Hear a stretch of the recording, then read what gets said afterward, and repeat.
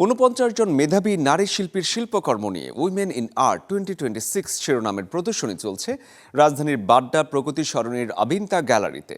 প্রতিভাবান নারী শিল্পীদের সৃজনশীলতাকে উৎসাহিত ও বিকশিত করার লক্ষ্যেই চলছে এমন আয়োজন। শনিবার বিকেলে আনুষ্ঠানিক উদ্বোধন হয় উইমেন ইন আর্ট 2026 শিরোনামের এ আয়োজনের, যেখানে অতিথি হিসেবে উপস্থিত ছিলেন কর্পোরেট ব্যক্তিত্ব উদ্যোক্তা রোবাবা দৌলামতিন, শিল্পী রফিকুন নবী, কনক চাপা চাকমা, ফারিহা জেবা, ফরিদা জামান এবং বাংলাদেশে নিযুক্ত স্পেনের রাষ্ট্রদূত সহ আরও অনেকে। জানা গেছে, নির্বাচিত ৪৩ জন নবীন শিল্পী ও ৬ জন খ্যাতনামা শিল্পীর শিল্পকর্ম স্থান দেওয়া হয়েছে এবারের আয়োজনে। বাংলাদেশের নারী শিল্পীদের সৃজনশীলতা, সংগ্রাম, সাহসিকতা এবং ক্ষমতায়নের নানা গল্পকে কেন্দ্র করে আয়োজিত এই প্রদর্শনী আগামী ২০ মে পর্যন্ত প্রতিদিন সকাল ১০টা থেকে চলবে সন্ধ্যা ৬টা পর্যন্ত। শিল্পকলা, সঙ্গীত, অভিনয় বা চারুশিল্প যে কোনো ক্ষেত্রে কাজ করতে গিয়ে নারীদের যেসব চ্যালেঞ্জের মুখোমুখি হতে হয় তা নারীদের কাজের ক্ষেত্রে প্রচণ্ড রকম বাধার সৃষ্টি করে। তারপরেও নানা রকম প্রতিবন্ধকতাকে জয় করে নারী শিল্পীরা ছবি আঁকছে, এটা একটি আনন্দের দিক।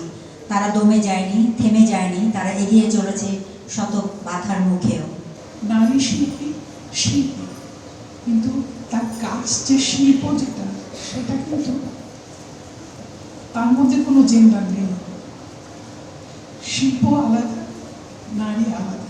নারী যখন কাজ করে তখন শিল্পী হিসাবে কাজ করে। তার মনের কথা, তার চিন্তা যখন তিনি ক্যানভাসে সেটা ধরে, তখন কিন্তু তার জগৎটাকে সে তুলে ধরতে চেষ্টা করে। And it's so important to bring in this different perspective into this creative world as well. I come from corporate world. I've worked in the private sector for over 28 years. We often talk about diversity because we want that different perspective to be brought in. And I was trying to relate to what I have been doing and about art. And what I felt is that we often relate to leadership, to boardrooms, to offices, to companies. But I also felt that leadership actually begins on a blank canvas as well.